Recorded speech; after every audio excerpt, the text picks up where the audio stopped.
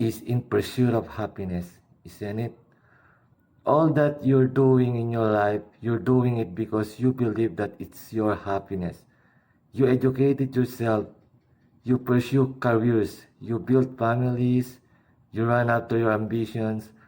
So many things you do because somewhere you believe fulfilling those things will bring you happiness.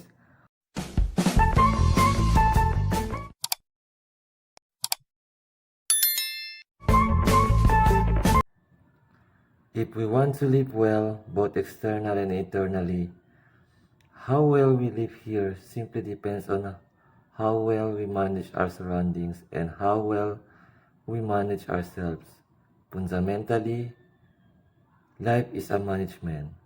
If you don't know how to maintain your body, your mind, your emotion, your situations, your life in general, your home, your communities, nations, and the world, the quality of your life is just how well we manage things with ourselves. But generally, we are thinking of management. We're applying ourselves to management only in terms of business management or industrial management. Or general, we are talking management only with economic situations, not life as a whole. In many ways, it's unfortunate that today the most predominant factor that rules the planet has become economics. The other aspect of life have been totally pushed to the corner. When economics rules, when economics rules, economics is the only thing that we are thinking about. We will tend to become very gross and unhappy in so many ways. What I see is people who have failed in their lives, they suffering their failure. People who have succeeded in their lives, they are suffering their success. If you suffer your failure, it's okay. Because failure comes easy. If you suffer your success, that is a tragedy. Because success doesn't come easy. So something that you work for, something that you always long for, something that you wanted to create in your life. When it happens, if you start suffering that's real tragedy of life. But a large number of successful people on the planet are suffering their success. When I say suffering their success, when you are 5 years of age, how happy you were, and today how happy you are. In 24 hours time, how many moments are you really happy? So that means you are a bad manager. Because after all, everything that you do in your life is in pursuit of happiness, isn't it? All that you're doing in your life, you're doing it because you believe that it's your happiness. You educated yourself, you pursue careers, you build families, you run after your ambitions. So many things you do because somewhere you believe fulfilling those things will bring you happiness. After doing all that, if happiness is not multiplying, it is going down. That means you are a bad manager. You are a bad manager of yourself. Anybody who does not know how to manage his own body, his own mind, his own emotion, and his energies, if he is managing outside situation, he's only managing them by an accident, not by intent the way he wants it. Because if you do not know how to manage your mind, how to manage your energies, how to manage your interiority, managing the outside is bound to be accidental. When you manage situations by accident, you exist as an accident. When you exist as an accident, you are a potential calamity. When you exist as a potential calamity, being anxious all the time becomes a natural part of life. Somehow, people have come to the conclusions that if you do things in the world, you're bound to be stressful. One is not stressful because of what they are doing. One is stressful because he's a bad manager of himself. He doesn't know how to manage his own system. That is why he is stressful. It is not the nature of the job which makes one stressful. Everybody believes their job is stressful. No job is stressful if you have no control over your own system. You will be stressful when you do something or you don't do something, isn't it so? Fundamentally, management means we want to decide the course of our destiny. That's management, isn't it? We don't want to live here by accident.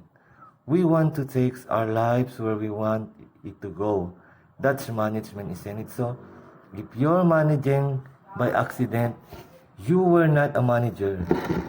Without you, things will run better. So once you say, I'm a manager, that's somewhere you have decided that you want to go in a particular way.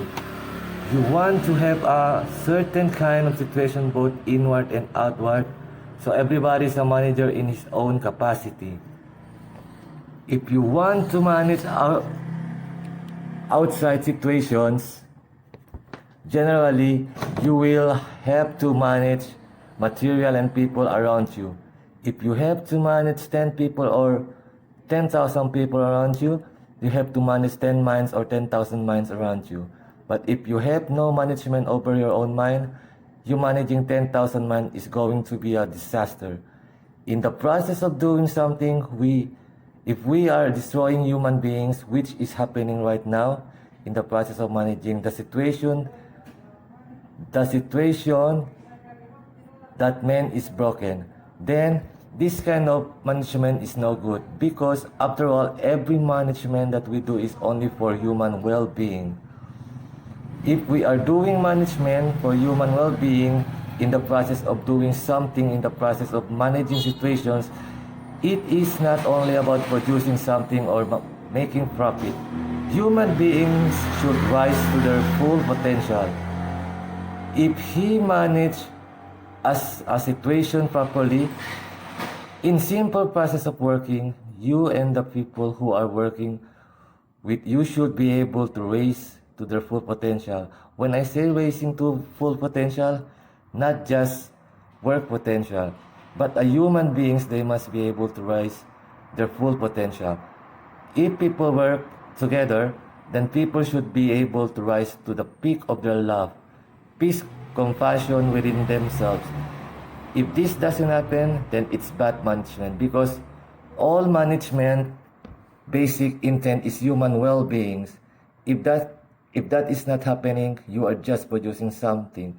You are making little profit, but human beings are getting broken in the process. It doesn't mean anything. So if this kind of management has to happen, that just in managing a business, you find people around you raise to their peak, then you have to spend a certain amount of time in focusing on your inner management. If this doesn't happen, you will only manage situations by accident. Lot of people have understood management as a way of throwing the weight around. Lot of people generally thinking management means just throwing their weight around. Throwing your weight around is not management. Any fool can do that. If you manage a situation, not just things happen there, people should feel elevated just being in that space. Otherwise, it is not management. Above all, if you go to a place and you manage a situation, you must feel wonderful being there. If that doesn't happen, you're not a good manager. So if this has to happen, you need an inner dimension. When I say inner dimension, that is inner dimension. When I say inner, I am not just talking about the body or the mind, because both this body and mind you got it from outside. In certain way, so this body is just a heap of food that you gathered over a period of time. What you call as my mind is a heap of impressions that you gathered from outside. Now you have a heap of food and a heap of impression. If this much gatherings has to happen, something more this must exist, isn't it? If you are capable of gathering such a large body and so much mind, there must be something more fundamental than this. But that never comes into your experience. You're just lost in these two heaps, trying to make some sense out of it. Now, as there is a science, as there is a management science for external well-being, there is a management for science for inner well-being. It is just that most of the time we not approach it scientifically, we just believing by doing something, somehow everything will be okay. Right now, people are thinking by educating themselves they will live happily ever after, which you will discover after some time. It's not so. By getting a job, they think they are going to be happy ever after, which you will discover it is not so. By making money you think you're going to be happy ever after, you will discover it is not so. Somebody thinks by getting married they are going to be happy ever after, and they know it is not so. Alright, that it is not so. So you're trying to somehow fool yourself into believing that by going something everywhere will be okay, though repeatedly it has let you down. Still you believe that something else, some other miracle will make everything okay. It will not be okay. Even bullshit can get you to the top, but never lets you stay there. If you're seeking a life of fulfillment, if you're seeking a life of joy and peace and well-being within yourself, don't try to fool yourself in some way. You must do the right thing, otherwise it won't work. The same goes with the inside. Unless you do the right thing, it just doesn't work. You must just fool yourself to believe that this will make me alright, that will make me alright, yes, for a moment, but the next moment you crash. Please, see, successful people and successful people just look at their lives and see. In 24 years, or in 24 hours, how many moments are there really joyful? How many? You go on the street and see how many joyful faces do you see in the streets? Very, very few. This is simply because we did not do inner management.